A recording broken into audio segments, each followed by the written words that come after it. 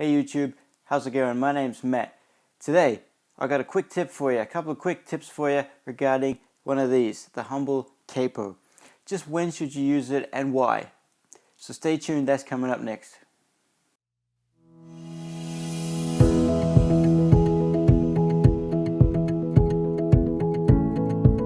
So the capo, as I see it, there are three main reasons why you might want to use one of these in your guitar playing.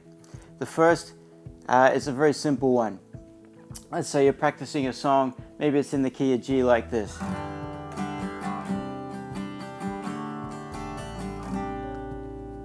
And one day your worship leader, your music director, your singers, whoever comes up to you and says something like this. Me, me, me, me, me. I can't sing like this. We gotta change the key. We gotta take it up half a step, please. And all that hard work that you've put in, all that practice that you've been doing, goes right out the window when that G, C, D all of a sudden becomes A, D, and E.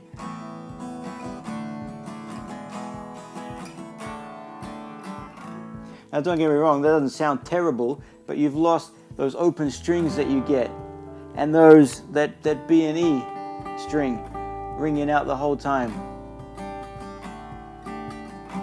So what do? Well, you can grab a capo, just like this one, slap it on the second fret here because we're moving up 2 half steps to A, and all of a sudden we play our normal G shapes, our G chord shapes, our G, our C, our D, but we're in A now. This means you don't have to go reprint the chords, you don't have to transpose anything, you just pick it up and off you go. Now this tip is particularly helpful if the song that you're working on happens to be in the key of G or E or C, because if they simply move it up, let's say you're playing in E,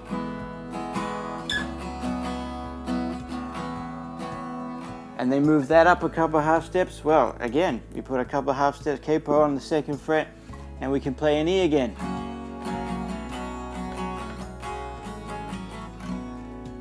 Same with C. If we're playing in C and they say, oh, I like this in D now, let's move it to D, it's too high for me, or too low for me. Well, we can accommodate. Okay? So there we go, key changes. The second reason one of these can come in real handy is chord voicings, different chord voicings. So let's say you've got a song in the key of B and it goes something like this.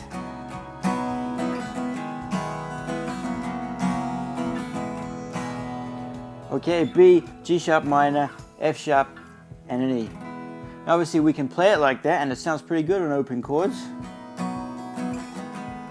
It just happens to be that, you know, we've got that B and E ringing out and that works in the key of B. But maybe maybe to you that doesn't sound quite right, or you just don't like it.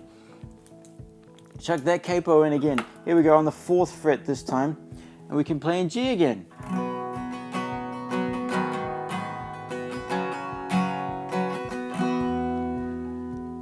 Same chords, we haven't changed the key, same chords, different chord shapes, different chord voicings now.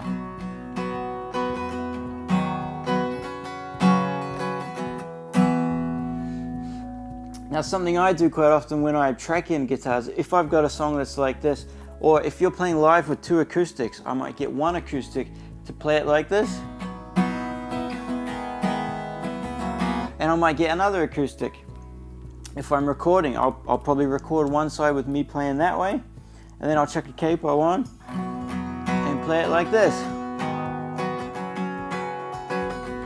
Then I've got stereo acoustics and I can pan them left and right. Now this is particularly helpful if you've got a song that's in, say, a strange key like F sharp or G sharp major or something like that, where sure you could play it like this,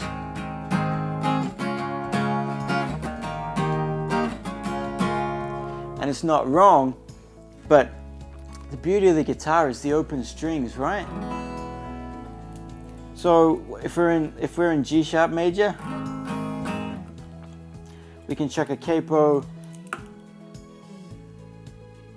here on the 4th fret, and now we can play an E, and now we've got those nice open strings ringing out, which means we can transition between chords without any dead space or any dull space.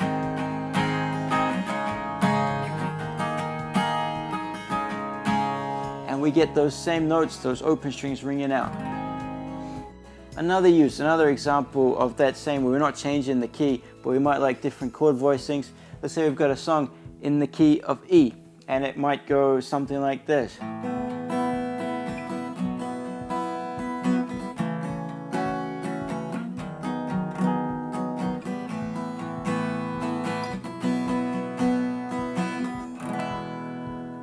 Nothing wrong with that. And again, if I had two acoustics, or if I was tracking this for some reason, maybe I would record one side doing that.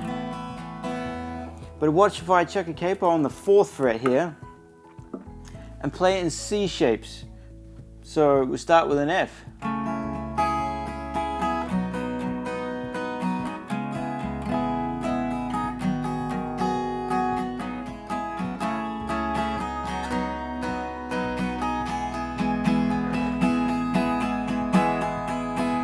So instead of playing E shapes, which might sound strange, we're changing an E song down to a C, but we get a completely different sound.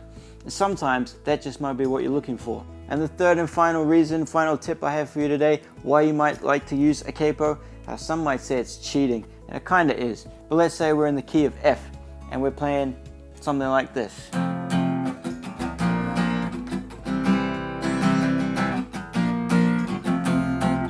And we can do it like that, and it sounds just fine. But let's say I put a capo on the 1st fret. Now we play with E shapes. So instead of playing an F, I'm playing an E. And you notice it's exactly the same sound. We haven't changed the chord at all. We're still playing an F. And here it is again without the capo and with the capo. It's the same chord. There's no single one note different from it. But it just rings better, doesn't it?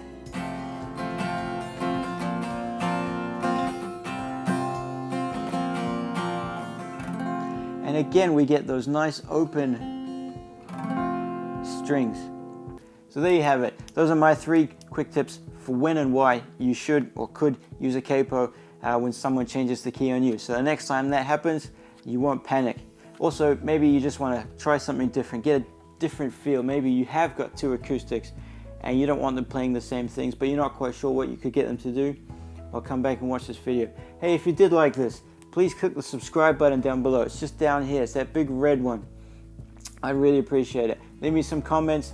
If you've got another tip regarding a capo that you think might be useful for others, please subscribe and put some comments below so we can learn. See you next time.